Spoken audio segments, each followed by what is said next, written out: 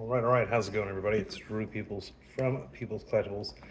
Today we've got an Aetherdrift bundle here. I ended up picking this up. I actually wanted some Tarkir. I was just seeing what magic wares they had on Amazon at the moment. And when I purchased this, the Tarkir bundle was 80 bucks, not 80 bucks, 50 bucks, Jesus Christ, was 50 bucks. And this was 35. So even though I am more interested in Tarkir, I at least did the pre-release for Tarkir. We'll go ahead and see what the promo is in here. What do we got? We got anything decent? Let's see. We have the Lumbering World Wagon. Oh yeah, I played this in limited, at least on Arena. So it's 2 colorless and a green for a star, an X4. Ooh, almost dropped it. Artifact vehicle. This vehicle's power is equal to the number of lands you control. And whenever this vehicle enters or attacks, you may search your library for a basic land card, put it onto the battlefield tapped, then shuffle. So yeah, that's probably going to go straight in my lands deck. And we got some nice looking foil full arts here as well.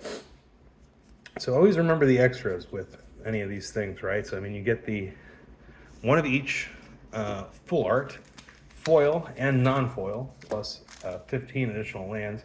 And you have your promo card there, which, I mean, that's one of the better promo cards in recent memory for any of these bundles. Often the promo that comes with it is something that I would not really play. And also try to check out the D20 as well, the spin down counter that comes with these. And I mean, you know, some are, you know, worth more than others. I mean, that's a decent finish there. I like that. Not one of my favorites of all time or anything, but I mean, it seems pretty decent as well. So yeah, let's get to it. I know there's the Orzhov Mythic God Dude. He's spicy, and then I don't really know anything else much past that. But yeah, I mean, I wanted to at least get exposed someone to this product to, you know, get some of the stuff for my decks, more of the, you know, the bulk kind of stuff. Just some of the decent commons, uncommons that are in this set. Because yeah, I haven't cracked a single pack of this before that right there, or bought any cards from it or anything like that. So this is all new to me, except for, you know, so I had missed the pre-release for this one. I played a bit of limited on Arena for Aetherdrift, but all in all, this product is still fairly foreign to me. All right, let's see. Spot Cycle Scouter. I got excited, thought it was actually something there. Oh, Monument of Endurance. This is actually a rare that I think is halfway decent, actually. Or at least it was when it came out, I think. Is it still coveted? I don't know. So we have a 3-mana artifact. Whenever you discard a card, choose one that has been chosen this turn. Draw a card, create a treasure token, untapped. Keep that in mind. And each opponent loses 3 life. So yeah, great for any kind of madness style deck there. So yeah, I got a little disappointed with the full art crazy card just being a regular uncommon vehicle dude. But then we hit it with the old, what's it, a Monument of Endurance. Yeah, I think that was a good hit. But any memory I have of this set is more so around the release time, which, what was it, February, I want to say? Second month of the year. It's about 2 months back. All right, Web Strike Elite. And I guess we'll go through the rares. I don't even know a lot of these. So let's see. This guy is a 2 green for a 3/3. Sorry, decent stats there. Reminds me of who's that dude? I think it was M11 or M12, where there's a Garrick. Is it Garrick Companion or something? I can't remember. But it is also 2 green for a 3/3, and then a Wolf Boy from OG Ravnica. Damn, I can't remember his name either.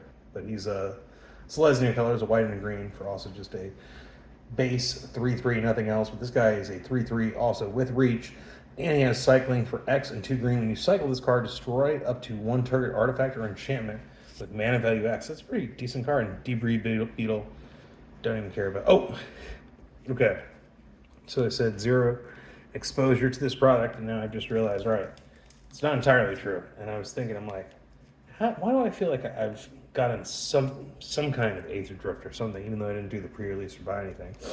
And I did buy a collector pack from GameStop, actually. I had my $5 off, which I haven't been using it as much because you can't find fucking Pokemon cards. Because, you know, it's kind of the fail-safe of that sort of thing, right? It was like, well, you know, if they don't have anything I want, I can at least use the $5 off and get a free pack of Pokemon cards. Why not, right? So because there hasn't been much of a... Ooh, another Monument of Dirt. I hope this card is still fucking worth something. Ooh, and a Mythic. What is this guy? Sub-Sunan Luxa Embodied. Reach, Trample, Indestructible, 6/6, God. Can't attack or block unless it has an even number of counters on it. At the beginning of your first main phase, put a 1/1 counter on Sub-Sunan. Then if it has an odd number of counters on it, draw 2 cards. All right, man. It's pretty decent. So yeah, he can block the first turn that he's in.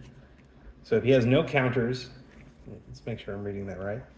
So the clause there, right, is can't unless it has an even number of counters. Oh, he has to have an even number of counters. Sorry, so incorrect. He cannot block when he first comes down.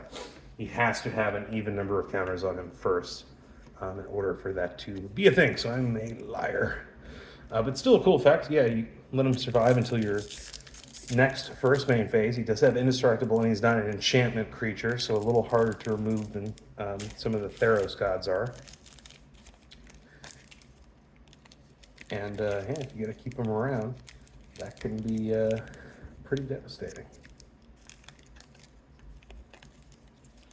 Pretty devastating. All right, pack whatever. Really hope Monument of Endurance is worth something. All right, we got another. I think that I got a foil version of that guy in the collector pack that I got. All right, another Lumbering World Wagon. So we got our promo version and this version. Foil little land there. Yeah, well, we'll sleeve up the regular version too. Why not? We got him here. Why not? Okay. We got 4 more packs. Yeah, hoping for big boy exile dude, the 4/4 mother trucker. I mean, he's the only real chase card that comes to mind. Again, knowledge of this set. The only chase card from this set. It looks like I'm doing it just to act a certain way. Like, dude, I seriously, I did forget about this. I knew there had to be a few other cards that I was like, oh yeah, it's kind of like a prominent card. Now again, watch. As of the filming of this video, I look up Radiant Lotus, and this card's worth fucking nothing now. It's like, okay, cool. Good thing I spent that time, you know, fawning over it and everything. So we have a 6-mana artifact. Tap, sacrifice 1 or more artifacts, choose a color. Target player adds 3 mana of the chosen color for each artifact sacrificed this way. So basically a Black Lotus that can turn other artifacts into Black Lotus. Obviously, key difference being that it's 6 mana instead of free. So that is a prominent difference. And then that tap and sacrifice. You don't have to sacrifice it, right? But you do have to tap it to use that ability. So unless you have something like a Paradox Engine to untap it, you're only going to be able to activate that once per untap step. All right, we got a land here, River Spire Verge. Okay, so I forgot the name of these lands, but yeah, the ones that if you have the other basic land type, you let this come in untapped. It's actually halfway decent. Not a crazy land cycle in Aetherdrift here, but I mean, that's still that on top of the Lotus. All right, so yeah, I think we're doing pretty good for ourselves again. I mean, price point being under 40 after tax. I feel like the rares alone at this point justified the price. Now, I don't think like we're making crazy money here or anything, but again, it seems at least decent. We're not getting completely fucking hosed or anything like that. I'm getting a bunch of cool little extra singles and such for a variety of my decks. All right. Repurposing Bay. Michael Bay can repurpose himself the fuck over there. Please and thank you. All right, and the last pack here. Fingers crossed. Hoping for something else spicy. The God dude that I talked about earlier. Come on, if I can summon goodness, can I summon him into my life, please? And thank you. Let's see what we got. And it's Voyager Glide Car. 2/3, 1 mana vehicle. This vehicle enters Shrine 1, tap 3 other untapped creatures you control until end of turn. This vehicle becomes an artifact creature until end of turn. And you put a 1/1 counter on it, and you can crew him for 1. So, I mean, yeah, probably decent enough in standard, definitely decent and limited if you're able to draft it.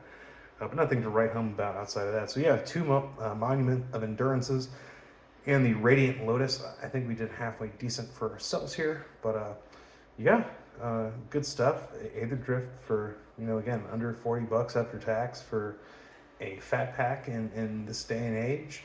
And especially, I mean, fat packs these days are in some ways better. I mean, not as good as, when you used to get like novels and shit inside of there, but at least good enough where it's not just a bunch of bulk lands you don't really give a fuck about. I mean, at least you get one of each cool full art and foil and non-foil for each of the basic land types. So that's always nice. And again, this promo is a card from the set that is actually playable, which is not always the case with those promo cards that come in this product. So thank you for joining me. It's Drew Peebles from Peebles Collectibles once again, and I'll catch you on the next one. All right.